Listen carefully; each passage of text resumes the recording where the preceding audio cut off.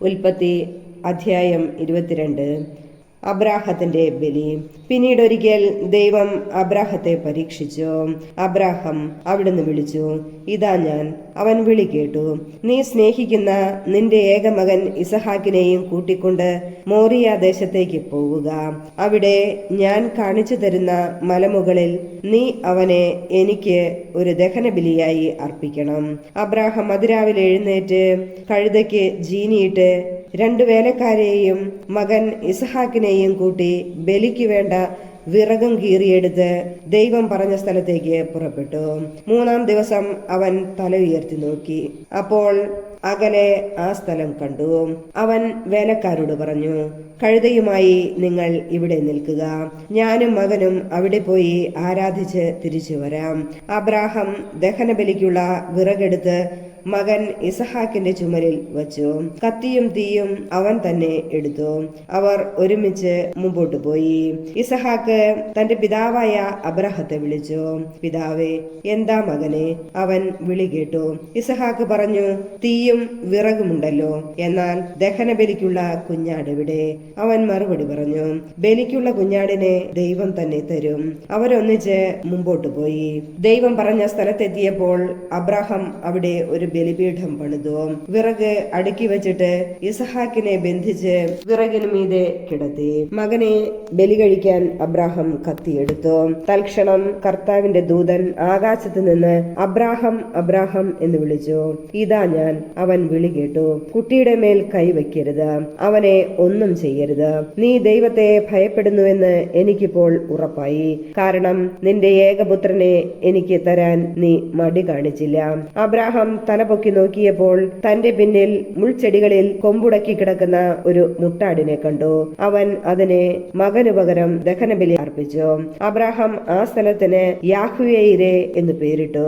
കർത്താവിന്റെ മലയിൽ അവിടുന്ന് വേണ്ടത് പ്രദാനം ചെയ്യുന്നു എന്ന് ഇന്നുവരെയും പറയപ്പെടുന്നു. കർത്താവിന്റെ ദൂതൻ ആകാശത്ത് നിന്ന് വീണ്ടും അബ്രാഹത്തെ വിളിച്ചു പറഞ്ഞു, കർത്താവ് അരുളി ചെയ്യുന്നു, നീ നിന്റെ ഏകപുത്രനെ പോലും എനിക്ക് തരാൻ മടിക്കായിക കൊണ്ട് ഞാൻ ശപഥം ചെയ്യുന്നു. ഞാൻ നിന്നെ സമൃദ്ധമായി അനുഗ്രഹിക്കും. നിന്റെ സന്തതികളെ ആകാശത്തിലെ നക്ഷത്രങ്ങൾ പോലെയും കടൽ തീരത്തെ മണൽത്തരി പോലെയും ഞാൻ വർദ്ധിപ്പിക്കും. ശത്രുവിന്റെ നഗര കവാടങ്ങൾ അവർ പിടിച്ചെടുക്കും. നീ എന്റെ വാക്ക് അനുസരിച്ചതുകൊണ്ട് നിന്റെ സന്തതിയിലൂടെ ലോകത്തിലെ ജനതകളെല്ലാം അനുഗ്രഹിക്കപ്പെടും. അബ്രാഹാം എഴുന്നേറ്റ് തന്റെ വേലക്കാരുടെ അടുത്തേക്ക് ചെന്നു. അവരൊന്നിച്ച് ബെർശബായിലേക്ക് തിരിച്ചുപോയി. അബ്രാഹാം ബെർശബായിൽ പാർത്തു. തന്റെ സഹോദരനായ നാഹോറിന് മിൽക്കായിൽ മക്കളുണ്ടായ വിവരം അബ്രാഹാം അറിഞ്ഞു. അവർ മൂത്തവനായ ഊസ്, അവന്റെ സഹോദരൻ ബൂസ്, ആരാമിന്റെ പിതാവായ കെമുവേൽ, കേസദ്, ഹാസോ, പിൽഷാദ്, ഇദ്ലാഫ്, ബെത്തുവേൽ എന്നിവരായിരുന്നു. ബെത്തുവേൽ റെബേക്കായുടെ പിതാവായിരുന്നു. അബ്രാഹത്തിന്റെ സഹോദരനായ നാഹോറിന് മിൽക്കായിൽ ഉണ്ടായവരാണ് ഈ 8 പേരും. അതിനു പുറമെ അവന്റെ ഉപനാരിയായ റൂമായിൽ നിന്ന് തേബഹ്, ഗഹം, തഹഷ്, മക്കാഹ് എന്നീ മക്കൾ ജനിച്ചു. ഉൽപ്പത്തി അധ്യായം 23. സാറായുടെ മരണം. സാറായുടെ ജീവിതകാലം 127 വർഷമായിരുന്നു.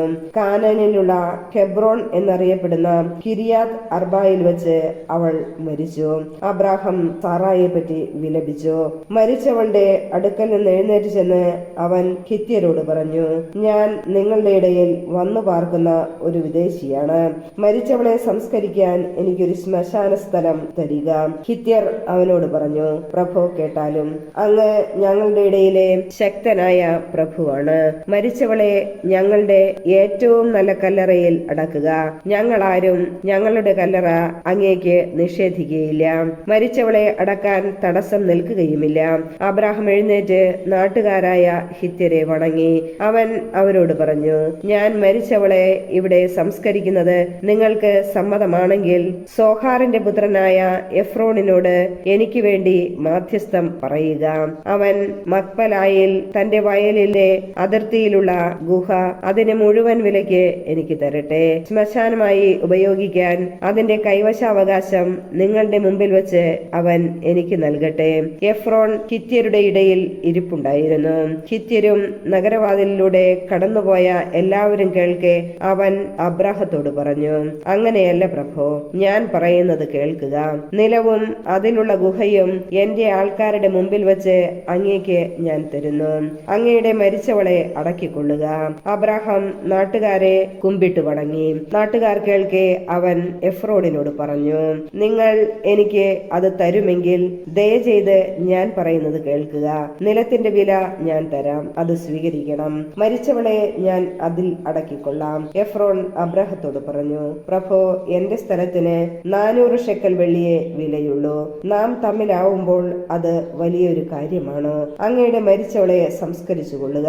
എഫ്രോണിന്റെ വാക്ക് അബ്രാഹാം സ്വീകരിച്ചു.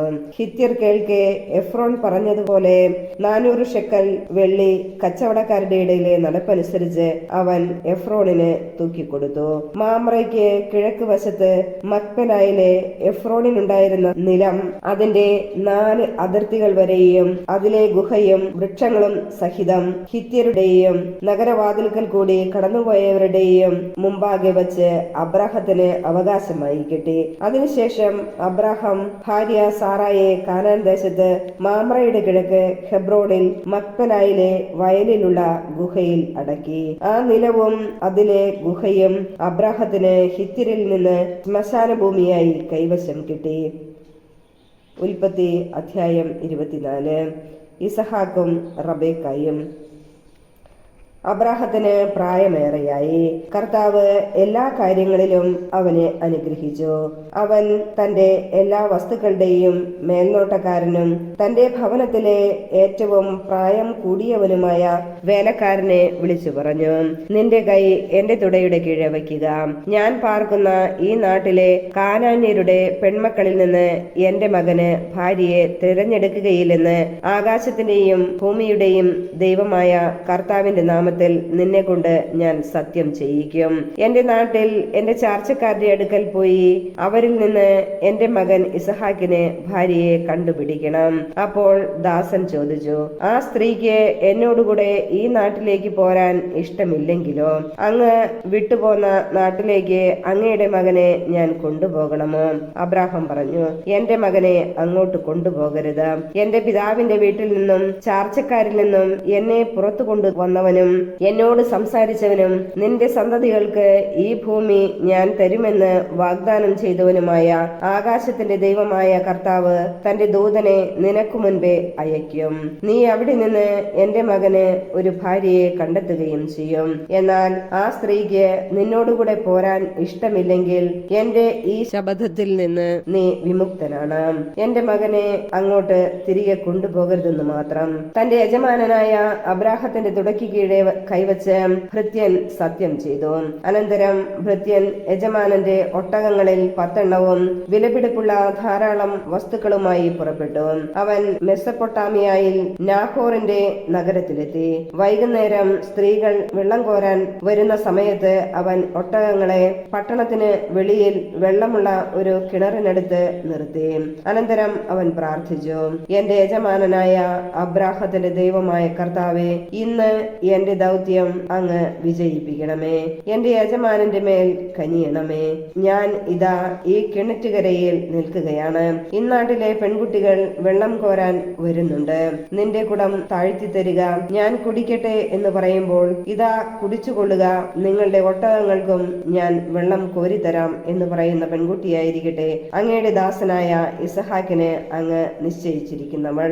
അങ്ങ് എന്റെ യജമാനനോട് നിരന്തരമായ കാരുണ്യം കാണിച്ചിരിക്കുന്നുവെന്ന് അതുവഴി ഞാൻ മനസ്സിലാക്കും. അവൻ ഇത് പറഞ്ഞു തീരും മുമ്പ് തോളിൽ കുടവുമായി റബേക്ക വെള്ളം കോരാൻ വന്നു. അവൾ അബ്രാഹത്തിന്റെ സഹോദരൻ നാഹോറിന് ഭാര്യ മിൽക്കായിലുണ്ടായ മകനായ ബെത്തുവേലിന്റെ മകളായിരുന്നു. പെൺകുട്ടി കാണാൻ വളരെ അഴകുള്ളവളും കന്യകയുമായിരുന്നു. അവൾ കിണറ്റിങ്കലേക്കിറങ്ങി കുടം നിറച്ച് കയറി വന്നു. അബ്രാഹത്തിന്റെ ഭൃത്യൻ അപ്പോൾ അവളുടെ അടുത്തേക്ക് ഓടിച്ചെന്ന് പറഞ്ഞു, ദയവായി നിന്റെ കുടത്തിൽ നിന്ന് കുറച്ച് വെള്ളം കുടിക്കാൻ തരിക. പ്രഭോ കുടിച്ചാലും. അവൾ പറഞ്ഞു. തിടുക്കത്തിൽ കുടം താഴ്ത്തിപ്പിടിച്ച് അവൾ അവന് കുടിക്കാൻ കൊടുത്തു. കുടിച്ചു കഴിഞ്ഞപ്പോൾ അവൾ പറഞ്ഞു, അങ്ങയുടെ ഒട്ടകങ്ങൾക്കും കുടിക്കാൻ ഞാൻ വെള്ളം കോരിക്കൊടുക്കാം. അവൾ വേഗം കുടത്തിലെ വെള്ളം തൊട്ടിയിലൊഴിച്ച് വീണ്ടും വെള്ളം കോരാൻ കിണറ്റിങ്കലേക്ക് ഓടി.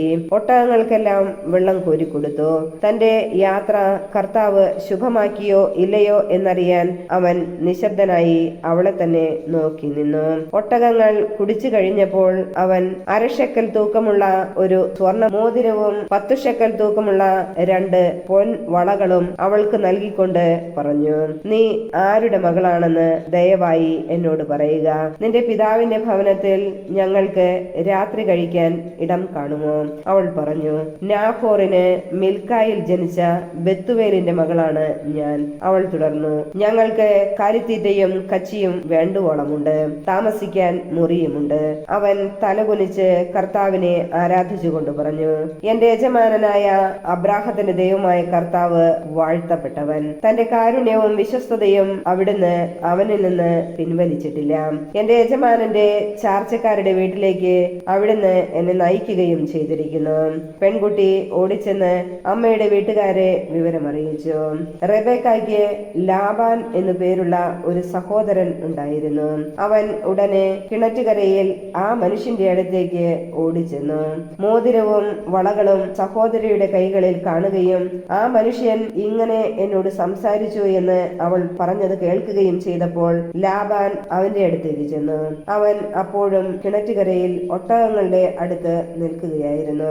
ലാബാൻ പറഞ്ഞു, കർത്താവിനാൽ അനുഗ്രഹിക്കപ്പെട്ടവനെ വരിക. എന്താണ് പുറത്തു നിൽക്കുന്നത്? ഞാൻ വീടും ഒട്ടകങ്ങൾക്കുള്ള സ്ഥലവും ഒരുക്കിയിട്ടുണ്ട്. അവൻ വീട്ടിലേക്ക് കയറി. ലാബാൻ ഒട്ടകങ്ങളുടെ ജീനി അഴിച്ചു മാറ്റി തീറ്റയും കച്ചിയും കൊടുത്തു. അവനും കൂടെ ഉണ്ടായിരുന്നവർക്കും കാൽ കഴുകാൻ വെള്ളവും കൊടുത്തു. അവർ അവന് ഭക്ഷണം വിളമ്പി. എന്നാൽ അവൻ പറഞ്ഞു, വന്ന കാര്യം പറയാതെ ഞാൻ ഭക്ഷണം കഴിക്കുകയില്ല. പറഞ്ഞുകൊള്ളുക. ലാബാൻ സമ്മതിച്ചു. അവൻ പറഞ്ഞു, ഞാൻ അബ്രാഹത്തിന്റെ ഭൃത്യനാണ്. കർത്താവ് എന്റെ യജമാനനെ സമൃദ്ധമായി അനുഗ്രഹിച്ചിരിക്കുന്നു. അവൻ സമ്പന്നനാണ്. ആടും മാടും പൊന്നും വെള്ളിയും വേലക്കാരും ഒട്ടകങ്ങളും കഴുതകളും അവിടുന്ന് അവന് കൊടുത്തിരിക്കുന്നു. യജമാനന്റെ ഭാര്യ സാറ വൃദ്ധയായപ്പോൾ അവന് അവളിൽ ഒരു പുത്രൻ ജനിച്ചു. തനിക്കുള്ളതൊക്കെ യജമാനൻ അവനാണ് കൊടുത്തിരിക്കുന്നത്. എന്റെ യജമാനൻ എന്നെ കൊണ്ട് ഒരു സത്യം ചെയ്യിച്ചു. ഞാൻ പാർക്കുന്ന കാനാൻകാരുടെ നാട്ടിൽ നിന്ന് എന്റെ മകന് നീ ഒരു വധുവിനെ തിരഞ്ഞെടുക്കരുത്. മറിച്ച് നീ എന്റെ പിതാവിന്റെ നാട്ടിൽ എന്റെ ചാർച്ചക്കാരുടെ അടുത്ത് പോയി എന്റെ മകന് ഒരു ഭാര്യയെ കണ്ടുപിടിക്കണം. ഞാൻ ചോദിച്ചു, ഒരു വേള ആ പെൺകുട്ടി എന്റെ കൂടെ വന്നില്ലെങ്കിലോ? അവൻ എന്നോട് പറഞ്ഞു, ഞാൻ സേവിക്കുന്ന കർത്താവ് തന്റെ ദൂതനെ നിന്റെ മുൻപേ അയച്ച് നിന്റെ വഴി ശുഭമാക്കും. എന്റെ പിതാവിന്റെ വീട്ടിൽ നിന്ന് എന്റെ ചാർച്ചക്കാരിൽ നിന്ന് നീ എന്റെ മകന് ഒരു വധുവിനെ തിരഞ്ഞെടുക്കും. എന്റെ ചാർച്ചക്കാരുടെ അടുത്ത് ചെല്ലുമ്പോൾ പ്രതിജ്ഞയിൽ നിന്ന് നീ വിമുക്തനാകും. അവർ പെൺകുട്ടിയെ നിനക്ക് വിട്ടു തന്നില്ലെങ്കിലും പ്രതിജ്ഞയിൽ നിന്ന് നീ വിമുക്തനായിരിക്കും. ഞാൻ കിണറ്റുകരയിൽ വന്നപ്പോൾ ഇങ്ങനെ പ്രാർത്ഥിച്ചു, എന്റെ യജമാനനായ അബ്രാഹത്തിന്റെ ദൈവമായ കർത്താവെ, ഞാൻ ഇറങ്ങി പുറപ്പെട്ടിരിക്കുന്ന കാര്യം അങ്ങ് ഇപ്പോൾ ശുഭമാക്കണമേ. ഇതാ ഞാൻ കിണറ്റുകരയിൽ നിൽക്കും. വെള്ളം കോരാൻ വരുന്ന പെൺകുട്ടിയോട്, ദയവായി നിന്റെ കുടത്തിൽ നിന്ന് എനിക്ക് അല്പം വെള്ളം കുടിക്കാൻ തരിക എന്ന് ഞാൻ പറയും. അപ്പോൾ കുടിച്ചാലും അങ്ങയുടെ ഒട്ടകങ്ങൾക്കും ഞാൻ വെള്ളം കോരിത്തരാമല്ലോ എന്ന് പറയുന്ന പെൺകുട്ടിയാവട്ടെ എന്റെ യജമാനന്റെ മകന് അവിടുന്ന് കണ്ടുവച്ചിരിക്കുന്നവൾ. എന്റെ ഉള്ളിൽ ഞാൻ ഇത് പറഞ്ഞു തീരും മുമ്പ് തോളിൽ കുടവുമായി വെള്ളം കോരാൻ റബേക്ക വന്നു. അവൾ ഇറങ്ങിച്ചെന്ന് വെള്ളം കോരി. ഞാൻ അവളോട്, എനിക്ക് അല്പം കുടിക്കാൻ തരിക എന്ന് പറഞ്ഞു. അവൾ ഉടനെ കുടം തോളിൽ നിന്നിറക്കി ഇങ്ങനെ പറഞ്ഞു, കുടിച്ചാലും അങ്ങയുടെ ഒട്ടകങ്ങൾക്കും ഞാൻ കുടിക്കാൻ തരാം. ഞാൻ കുടിച്ചു. ഒട്ടകങ്ങൾക്കും അവൾ വെള്ളം കൊടുത്തു. അപ്പോൾ ഞാൻ അവളോട്, നീ ആരുടെ മകളാണ് എന്ന് ചോദിച്ചു. നാഹോറിന് മിൽക്കായിൽ ജനിച്ച ബത്തുവേലിന്റെ മകളാണ് ഞാൻ എന്ന് അവൾ പറഞ്ഞു. അപ്പോൾ ഞാൻ അവൾക്ക് മോതിരവും വളകളും കൊടുത്തു. അതിനുശേഷം എന്റെ യജമാനനായ അബ്രാഹത്തിന്റെ ദൈവമായ കർത്താവിനെ ഞാൻ താണുമടങ്ങി ആരാധിച്ചു. എന്റെ യജമാനന്റെ മകന് അവന്റെ സഹോദരന്റെ മകളെ വധുവായി തിരഞ്ഞെടുക്കുവാൻ എന്നെ നേർവഴിക്ക് നയിച്ച അവിടുത്തെ ഞാൻ സ്തുതിച്ചു. അതുകൊണ്ട് എന്റെ യജമാനനോട് നിങ്ങൾ കാരുണ്യത്തോടും വിശ്വസ്തയോടും കൂടി പെരുമാറുമെങ്കിൽ അത് പറയുക, മറിച്ചാണെങ്കിലും പറയുക, എനിക്ക് അതനുസരിച്ച് പ്രവർത്തിക്കാമല്ലോ. അപ്പോൾ ലാബാനും ബെത്തുവേലും പറഞ്ഞു, ഇത് കർത്താവിന്റെ ഇഷ്ടമാണ്. ഇതിനെക്കുറിച്ച് ഗുണവും ദോഷവും ഞങ്ങൾക്ക് പറയാനില്ല. ഇതാ റബേക്ക നിന്റെ മുൻപിൽ നിൽക്കുന്നു, അവളെ കൊണ്ടുപോയിക്കൊള്ളുക. കർത്താവ് തിരുമുള്ളമായതുപോലെ അവൾ നിന്റെ യജമാനന്റെ മകന് ഭാര്യയായിരിക്കട്ടെ. ഈ വാക്ക് കേട്ടപ്പോൾ അബ്രാഹത്തിന്റെ ഭൃത്യൻ താണുവീണ് കർത്താവിനെ ആരാധിച്ചു. അനന്തരം അവൻ പൊന്നും വെള്ളിയും കൊണ്ടുള്ള ആഭരണങ്ങളും വസ്ത്രങ്ങളും എടുത്ത് റബേക്കയ്ക്ക് കൊടുത്തു. അവളുടെ സഹോദരനും അമ്മയ്ക്കും വിലപിടിപ്പുള്ള സമ്മാനങ്ങളും അവൻ കൊടുത്തു. അവനും കൂടെയുണ്ടായിരുന്നവരും ഭക്ഷിക്കുകയും പാനം ചെയ്യുകയും ആ രാത്രി അവിടെ ചെലവഴിക്കുകയും ചെയ്തു. പുലർച്ചയ്ക്ക് എഴുന്നേറ്റ് അവൻ പറഞ്ഞു, എന്നെ യജമാന്റെ അടുത്തേക്ക് തിരിച്ചയക്കുക. അവളുടെ അമ്മയും സഹോദരനും പറഞ്ഞു, കുറച്ചുനാൾ കൂടി 10 ദിവസമെങ്കിലും അവൾ ഇവിടെ നിൽക്കട്ടെ, അത് കഴിഞ്ഞ് അവൾക്ക് പോകാം. അവൻ പറഞ്ഞു, എന്നെ താമസിപ്പിക്കരുത്. കർത്താവ് എന്റെ വഴി ശുഭമാക്കിയിരിക്കൊണ്ട് യജമാനന്റെ അടുക്കലേക്ക് തിരിച്ചു പോകാൻ എന്നെ അനുവദിക്കുക. നമുക്ക് പെൺകുട്ടിയെ വിളിച്ച് ചോദിക്കാം എന്ന് അവർ പറഞ്ഞു. അവർ റബേക്കായെ വിളിച്ച്, നീ ഈ മനുഷ്യനോടുകൂടെ പോകുന്നുവോ എന്ന് ചോദിച്ചു. ഞാൻ പോകുന്നു എന്ന് അവൾ മറുപടി പറഞ്ഞു. അവർ അവരുടെ സഹോദരി റബേക്കായെയും അവളുടെ തോഴിയെയും അബ്രാഹത്തിന്റെ ഭൃത്യനോടും അവന്റെ ആൾക്കാരോടും കൂടെ പറഞ്ഞയച്ചു. അവർ അവളെ ആശീർവദിച്ചു പറഞ്ഞു, നീ ഞങ്ങളുടെ സഹോദരിയാണ്. നീ 1000ങ്ങളുടെയും 10,000ങ്ങളുടെയും അമ്മയായി തീരുക. തങ്ങളെ വെറുക്കുന്നവരുടെ വാതിലുകൾ നിന്റെ സന്തതികൾ പിടിച്ചെടുക്കട്ടെ. റബേക്കായും തോഴിമാരും ഒട്ടകപ്പുറത്ത് കയറി അവനെ അനുഗമിച്ചു. അങ്ങനെ റബേക്കായുമായി ഭൃത്യൻ പുറപ്പെട്ടു. ആയിടയ്ക്ക് ഇസഹാക്ക് ബെർൽഹായിറോയിൽ നിന്ന് പോന്ന് നെഗബിൽ താമസിക്കുകയായിരുന്നു. ഒരു ദിവസം വൈകുന്നേരം അവൻ ചിന്താമഗ്നനായി വയലിലൂടെ നടക്കുകയായിരുന്നു. അവൻ തലപൊക്കി നോക്കിയപ്പോൾ ഒട്ടകങ്ങൾ വരുന്നത് കണ്ടു. റബേക്കായും ശിരസ്സുയർത്തി നോക്കി. ഇസഹാക്കിനെ കണ്ടപ്പോൾ അവൾ ഒട്ടകപ്പുറത്ത് നിന്ന് താഴെ ഇറങ്ങി. അവൾ ഭൃത്യനോട് ചോദിച്ചു, അങ്ങകലെ പാടത്തുകൂടെ നമ്മുടെ നേരെ നടന്നു വരുന്ന മനുഷ്യൻ ആരാണ്? ഭൃത്യൻ പറഞ്ഞു, അവനാണ് എന്റെ യജമാനൻ. ഉടനെ അവൾ ശിരോവസ്ത്രം കൊണ്ട് മുഖം മൂടി. നടന്നതെല്ലാം ഭൃത്യൻ ഇസഹാക്കിനോട് പറഞ്ഞു. ഇസഹാക്ക് അവളെ തന്റെ അമ്മ സാറായുടെ കൂടാരത്തിലേക്ക് കൂട്ടിക്കൊണ്ടുപോയി. അവൻ അവളെ ഭാര്യയായി സ്വീകരിച്ചു. അവൻ അവളെ സ്നേഹിച്ചു. അങ്ങനെ അമ്മയുടെ വേർപാടിൽ ദുഃഖിച്ചിരുന്ന അവന് ആശ്വാസം ലഭിച്ചു. ഉൽപ്പത്തി അധ്യായം 25. അബ്രാഹത്തിന്റെ സന്തതികൾ. അബ്രാഹം കെത്തൂറ എന്നു പേരായ ഒരു സ്ത്രീയെ വിവാഹം ചെയ്തു. അവളിൽ അവന് സിമ്രാൻ, യോക്ഷാൻ, മെദാൻ, മിദിയാൻ, ഇഷ്ബാക്, ഷുവാഗ് എന്നിവർ ജനിച്ചു. യോക്ഷാന് ഷെബായും ദദാനും ജനിച്ചു.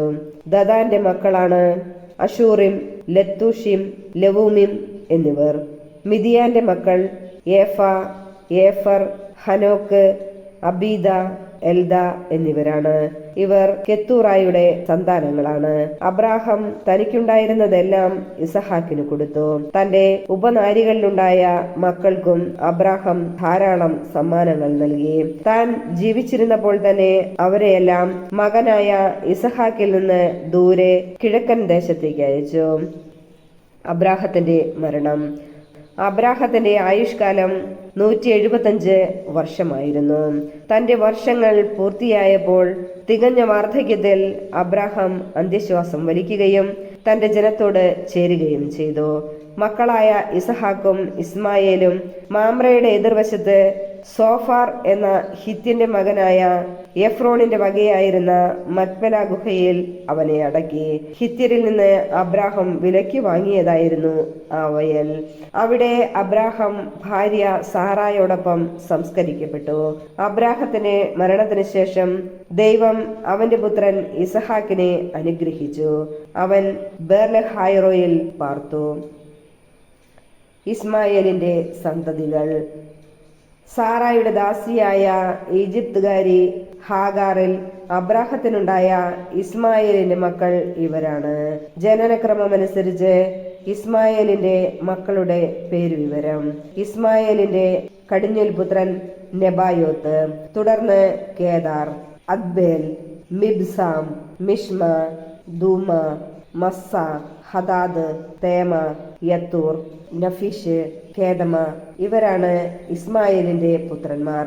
ഗ്രാമങ്ങളും ആസ്ഥാനങ്ങളും അനുസരിച്ച് അവരുടെ വംശത്തിലെ 12 പ്രഭുക്കന്മാരുടെ പേരുകളാണിവ. ഇസ്മായേലിന്റെ ആയുഷ്കാലം 137 വർഷമായിരുന്നു. അവൻ അന്ത്യശ്വാസം വലിക്കുകയും തന്റെ ബന്ധുക്കളോട് ചേരുകയും ചെയ്തു. ഹവീല മുതൽ ഷൂർ വരെയുള്ള ദേശത്ത് അവർ വാസമുറപ്പിച്ചു.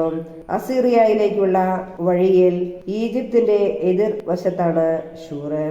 അവർ ചാർച്ചക്കാരിൽ നിന്നെല്ലാം അകന്നാണ് ജീവിച്ചത്. ഏസാവും യാക്കോബും. അബ്രാഹത്തിന്റെ പുത്രനായ ഇസഹാക്കിന്റെ വംശാവലി. അബ്രാഹത്തിന്റെ മകൻ ഇസഹാക്ക്. ഇസഹാക്കിന് 40 വയസ്സുള്ളപ്പോൾ അവൻ റെബേക്കായെ ഭാര്യയായി സ്വീകരിച്ചു. അവൾ പാതാൻ ആരാമിലുള്ള ബത്തുവേലിന്റെ പുത്രിയും ലാബാന്റെ സഹോദരിയുമായിരുന്നു. അവർ അരമായരായിരുന്നു. ഇസഹാക്ക് തന്റെ വന്ധ്യയായ ഭാര്യയ്ക്ക് വേണ്ടി കർത്താവിനോട് പ്രാർത്ഥിച്ചു. കർത്താവ് അവന്റെ പ്രാർത്ഥന കേൾക്കുകയും റബേക്ക ഗർഭിണിയാവുകയും ചെയ്തു. അവളുടെ ഉദരത്തിൽ കിടന്ന് കുഞ്ഞുങ്ങൾ മല്ലിട്ടപ്പോൾ അവൾ കർത്താവിനോട് ചോദിച്ചു, ഇങ്ങനെയെങ്കിൽ എനിക്ക് എന്ത് സംഭവിക്കും? അവൾ കർത്താവിന്റെ തിരുമനസ്സറിയാൻ പ്രാർത്ഥിച്ചു. കർത്താവ് അവളോട് അരുളി ചെയ്തു, 2 വംശങ്ങളാണ് നിന്റെ ഉദരത്തിലുള്ളത്. നിന്നിൽ നിന്ന് പിറക്കുന്നവർ 2 ജനതകളായി പിരിയും. ഒന്ന് മറ്റേതിനേക്കാൾ ശക്തമായിരിക്കും. മൂത്തവൻ ഇളയവന് ദാസ്യവൃത്തി ചെയ്യും. അവൾക്ക് മാസം തികഞ്ഞപ്പോൾ അവളുടെ ഉദരത്തിൽ 2 ശിശുക്കൾ. ആദ്യം പുറത്തു വന്നവൻ ചെമന്നിരുന്നു. അവന്റെ ദേഹം മുഴുവൻ രോമകുപ്പായമിട്ടതുപോലെയായിരുന്നു. അവർ അവന് ഏസാവ് എന്ന് പേരിട്ടു. അതിനുശേഷം അവന്റെ സഹോദരൻ പുറത്തു വന്നു. ഏസാവിന്റെ കുതികാലിൽ അവൻ പിടിച്ചിരുന്നു. അവനെ യാക്കോബ് എന്ന് വിളിച്ചു. ഇസഹാക്കിന് 60 വയസ്സായപ്പോഴാണ് അവൾ അവരെ പ്രസവിച്ചത്. കടിഞ്ഞൂലവകാശം. കുട്ടികൾ വളർന്നു വന്നു. ഏസാവ് നായാട്ടിൽ സമർത്ഥനും കൃഷിക്കാരനുമായി. യാക്കോബ് ശാന്തനായിരുന്നു. അവൻ കൂടാരങ്ങളിൽ പാർത്തു. വേട്ടയാടി കൊണ്ടുവന്ന മാംസം തിന്നാൻ കിട്ടിയിരുന്നതിനാൽ ഇസഹാക്ക് ഏസാവിനെ വളരെയധികം സ്നേഹിച്ചു. റബേക്കായ്ക്ക് യാക്കോബിനോടായിരുന്നു കൂടുതൽ സ്നേഹം. ഒരിക്കൽ യാക്കോബ് പായസം ഉണ്ടാക്കിക്കൊണ്ടിരുന്നപ്പോൾ ഏസാവ് വിശന്നു തളർന്ന് വയലിൽ നിന്ന് വന്നു. അവൻ യാക്കോബിനോട് പറഞ്ഞു, ആ ചെമന്ന പായസം കുറച്ച് എനിക്ക് തരിക. ഞാൻ വളരെ ക്ഷീണിച്ചിരിക്കുന്നു. അതിനാൽ അവന് ഏദോം എന്നു പേരുണ്ടായി. യാക്കോബ് പ്രതിവചിച്ചു, ആദ്യം നിന്റെ കടിഞ്ഞൂലവകാശം എനിക്ക് വിട്ടുതരിക. ഏസാവ് പറഞ്ഞു, ഞാൻ വിശന്നു ചാകാറായി. കടിഞ്ഞൂലവകാശം കൊണ്ട് എനിക്കിനി എന്ത് പ്രയോജനം? യാക്കോബ് പറഞ്ഞു, ആദ്യം എന്നോട് ശപഥം ചെയ്യുക. ഏസാവ് ശപഥം ചെയ്തു. അവൻ തന്റെ കടിഞ്ഞൂലവകാശം യാക്കോബിന് വിട്ടുകൊടുത്തു. യാക്കോബ് അവന് അപ്പവും പയറുപായസവും കൊടുത്തു. തീറ്റിയും കുടിയും കഴിഞ്ഞ് അവൻ എഴുന്നേറ്റുപോയി. അങ്ങനെ ഏസാവ് തന്റെ കടിഞ്ഞൂലവകാശം നിസ്സാരമായി കരുതി. ഉൽപ്പത്തി അധ്യായം 26. ഇസ്ഹാക്കും അബിമലേക്കും. അബ്രാഹത്തിന്റെ കാലത്തുണ്ടായതിനു പുറമെ മറ്റൊരു ക്ഷാമം കൂടി ആ നാട്ടിൽ ഉണ്ടായി. ഇസഹാക്ക് ഗരാറിൽ ഫിലിസ്തീനയുടെ രാജാവായ അബിമലേക്കിന്റെ അടുത്തേക്ക് പോയി. കർത്താവ് പ്രത്യക്ഷപ്പെട്ട് അവനോട് പറഞ്ഞു, ഈജിപ്തിലേക്ക് പോകരുത്. ഞാൻ പറയുന്ന നാട്ടിൽ പാർക്കുക. ഈ നാട്ടിൽ തന്നെ കഴിഞ്ഞുകൂടുക. ഞാൻ നിന്റെ കൂടെ ഉണ്ടായിരിക്കും. ഞാൻ നിന്നെ അനുഗ്രഹിക്കുകയും ചെയ്യും. നിനക്കും നിന്റെ പിൻതലമുറക്കാർക്കും ഈ പ്രദേശമെല്ലാം ഞാൻ തരും. നിന്റെ പിതാവായ അബ്രാഹത്തോട് ചെയ്ത വാഗ്ദാനം ഞാൻ നിറവേറ്റും. ആകാശത്തിലെ നക്ഷത്രങ്ങൾ പോലെ നിന്റെ സന്തതികളെ ഞാൻ വർദ്ധിപ്പിക്കും. ഈ ദേശമെല്ലാം അവർക്ക് ഞാൻ നൽകും. നിന്റെ സന്തതികളിലൂടെ ഭൂമിയിലെ ജനതകളെല്ലാം അനുഗ്രഹിക്കപ്പെടും. കാരണം അബ്രാഹം എന്റെ സ്വരം കേൾക്കുകയും എന്റെ നിർദ്ദേശങ്ങളും കൽപ്പനകളും പ്രമാണങ്ങളും നിയമങ്ങളും പാലിക്കുകയും ചെയ്തു. ഇസഹാക്ക് ഗരാറിൽ തന്നെ താമസിച്ചു. അന്നാട്ടുകാർ അവന്റെ ഭാര്യയെക്കുറിച്ച് ചോദിച്ചപ്പോൾ അവൾ എന്റെ സഹോദരിയാണ് എന്ന് അവൻ പറഞ്ഞു. അവൾ ഭാര്യയാണെന്ന് പറയാൻ അവന് പേടിയായിരുന്നു. കാരണം അവൾ അഴകുള്ളവളായതുകൊണ്ട് റെബേക്കായ്ക്ക് വേണ്ടി നാട്ടുകാർ തന്നെ കൊല്ലുമെന്ന് അവൻ വിചാരിച്ചു. അവൻ അവിടെ പാർപ്പു തുടങ്ങി. ഏറെ നാളുകൾക്ക് ശേഷം ഒരു ദിവസം ഫിലിസ്ത്യരുടെ രാജാവായ അബിമലേക്ക് ജനാലയിലൂടെ നോക്കിയപ്പോൾ ഇസഹാക്ക് തന്റെ ഭാര്യ റെബേക്കായെ ആലിംഗനം ചെയ്യുന്നത് കണ്ടു. അബിമലേക്ക് ഇസഹാക്കിനെ വിളിച്ചു ചോദിച്ചു, അവൾ നിന്റെ ഭാര്യയാണല്ലോ, പിന്നെ എന്താണ് സഹോദരിയാണ് എന്ന് പറഞ്ഞത്? അവൻ മറുപടി പറഞ്ഞു, അവൾ മൂലം മരിക്കേണ്ടി വന്നെങ്കിലോ എന്നോർത്താണ് ഞാൻ അങ്ങനെ പറഞ്ഞത്. അബിമലേക്ക് ചോദിച്ചു, നീ എന്തിനാണ് ഞങ്ങളോടിത് ചെയ്തത്? ജനങ്ങളിൽ ആരെങ്കിലും നിന്റെ ഭാര്യയോടത് ശയിക്കുകയും അങ്ങനെ വലിയൊരു അപരാധം നീ ഞങ്ങളുടെ മേൽ വരുത്തി വയ്ക്കുകയും ചെയ്യുമായിരുന്നല്ലോ. അതുകൊണ്ട് അബിമലേക്ക് ജനങ്ങൾക്കെല്ലാം താക്കീത് നൽകി, ഈ മനുഷ്യനെയോ അവന്റെ ഭാര്യയെയോ ആരെങ്കിലും തൊട്ടുപോയാൽ അവൻ വധിക്കപ്പെടും. ഇസഹാക്ക് ആ നാട്ടിൽ കൃഷി ഇറക്കുകയും അക്കൊല്ലം തന്നെ 100 മേനി വിളവെടുക്കുകയും ചെയ്തു. കർത്താവ് അവനെ അനുഗ്രഹിച്ചു. അവൻ അഭിവൃദ്ധിപ്പെട്ടുകൊണ്ടേയിരുന്നു. ക്രമേണ അവൻ വലിയ സമ്പന്നനാവുകയും ചെയ്തു. അവന് ധാരാളം ആടുമാടുകളും പരിചാരകരും ഉണ്ടായിരുന്നു. അതുകൊണ്ട് ഫിലിസ്ത്യർക്ക് അവനോട് അസൂയ തോന്നി. അവന്റെ പിതാവായ അബ്രാഹത്തിന്റെ വേലക്കാർ കുഴിച്ച കിണറുകളെല്ലാം ഫിലിസ്ത്യർ മണ്ണിട്ട് മൂടി. അബിമലേക്ക് ഇസഹാക്കിനോട് പറഞ്ഞു, ഞങ്ങളെ വിട്ടുപോവുക, നീ ഞങ്ങളെക്കാൾ കൂടുതൽ ശക്തനായിരിക്കുന്നു. ഇസഹാക്ക് അവിടെ നിന്ന് പുറപ്പെട്ട് ഗരാറിന്റെ താഴ്വരയിൽ കൂടാരമടിച്ചു. തന്റെ പിതാവായ അബ്രാഹത്തിന്റെ കാലത്ത് കുഴിച്ചതും അവന്റെ മരണശേഷം ഫിലിസ്ത്യർ നികത്തിക്കളഞ്ഞതുമായ കിണറുകളെല്ലാം ഇസഹാക്ക് വീണ്ടും കുഴിച്ചു. തന്റെ പിതാവ് കൊടുത്ത പേരുകൾ തന്നെ അവയ്ക്ക് നൽകുകയും ചെയ്തു. താഴ്വരയിൽ കിണർ കുഴിച്ചുകൊണ്ടിരിക്കെ ഇസഹാക്കിന്റെ വേലക്കാർ ഒരു നീരുറവ കണ്ടെത്തി. ഗരാറിലെ ഇടയന്മാർ ഇത് ഞങ്ങളുടെ ഉറവയാണ് എന്ന് പറഞ്ഞ് ഇസഹാക്കിന്റെ ഇടയന്മാരുമായി വഴക്കുണ്ടാക്കി. അവർ തന്നോട് വഴക്കിന് വന്നതുകൊണ്ട് അവൻ ആ കിണറിന് ഏസക്ക് എന്ന് പേരിട്ടു. അവർ വീണ്ടും ഒരു കിണർ കുഴിച്ചു. അതിനെ ചൊല്ലിയും വഴക്കുണ്ടായി. അതുകൊണ്ട് അതിനെ അവൻ സിത്ന എന്ന് വിളിച്ചു. അവിടെ നിന്ന് മാറി അകലെ അവർ വേറൊരു കിണർ കുഴിച്ചു. അതിന്റെ പേരിൽ വഴക്കുണ്ടായില്ല. അവൻ അതിന് റഹോബോത്ത് എന്ന് പേരിട്ടു. കാരണം അവൻ പറഞ്ഞു, കർത്താവ് ഞങ്ങൾക്ക് ഇടം തന്നിരിക്കുന്നു, ഭൂമിയിൽ ഞങ്ങൾ സമൃദ്ധിയുള്ളവരാകും. അവിടെ നിന്ന് അവൻ ബെർഷബായിലേക്ക് പോയി. ആ രാത്രി തന്നെ കർത്താവ് അവന് പ്രത്യക്ഷപ്പെട്ട് അരുളി ചെയ്തു, നിന്റെ പിതാവായ അബ്രാഹത്തിന്റെ ദൈവമാണ് ഞാൻ, നീ ഭയപ്പെടേണ്ട, ഞാൻ നിന്നോടുകൂടെയുണ്ട്. എന്റെ ദാസനായ അബ്രാഹത്തെ പ്രതി ഞാൻ നിന്നെ അനുഗ്രഹിക്കും, നിന്റെ സന്തതികളെ വർദ്ധിപ്പിക്കുകയും ചെയ്യും. അതിനാൽ അവൻ അവിടെ ഒരു ബലിപീഠം നിർമ്മിച്ചു. കർത്താവിന്റെ നാമം വിളിച്ച് അപേക്ഷിച്ചു. അവൻ അവിടെ കൂടാരമടിച്ചു. ഇസഹാക്കിന്റെ ഭൃത്യന്മാർ അവിടെ ഒരു കിണർ കുഴിച്ചു. ഗരാറിൽ നിന്ന് അബിമലേക്ക് തന്റെ ആലോചനക്കാരനായ അഹൂസത്തും സേനാധിപനായ ഫിക്കോളും ഒരുമിച്ച് ഇസഹാക്കിനെ കാണാൻ ചെന്നു. അവൻ അവരോട് ചോദിച്ചു, എന്നെ വെറുക്കുകയും നിങ്ങളുടെ നാട്ടിൽ നിന്ന് പുറത്താക്കുകയും ചെയ്ത നിങ്ങൾ എന്തിന് എന്റെ അടുക്കലേക്ക് വന്നു? അവർ പറഞ്ഞു, കർത്താവ് നിന്നോടുകൂടെ ഉണ്ടെന്ന് ഞങ്ങൾക്ക് വ്യക്തമായിരിക്കുന്നു.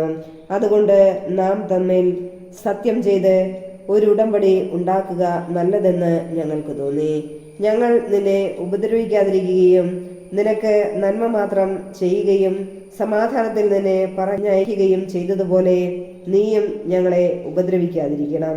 നീ ഇപ്പോൾ കർത്താവിനാൽ അനുഗ്രഹീതനാണ്. അവൻ അവർക്കൊരു വിരുന്നൊരുക്കി.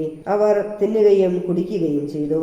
രാവിലെ അവർ എഴുന്നേറ്റ് അന്യോന്യം സത്യം ചെയ്തു. ഇസഹാക്ക് അവരെ യാത്രയാക്കി. അവർ സമാധാനത്തോടെ അവനെ വിട്ടുപോയി. അന്ന് തന്നെ ഇസഹാക്കിന്റെ വേലക്കാർ വന്ന് തങ്ങൾ കുഴിച്ചുകൊണ്ടിരുന്ന കിണറ്റിൽ വെള്ളം കണ്ടെന്ന് അവനെ അറിയിച്ചു.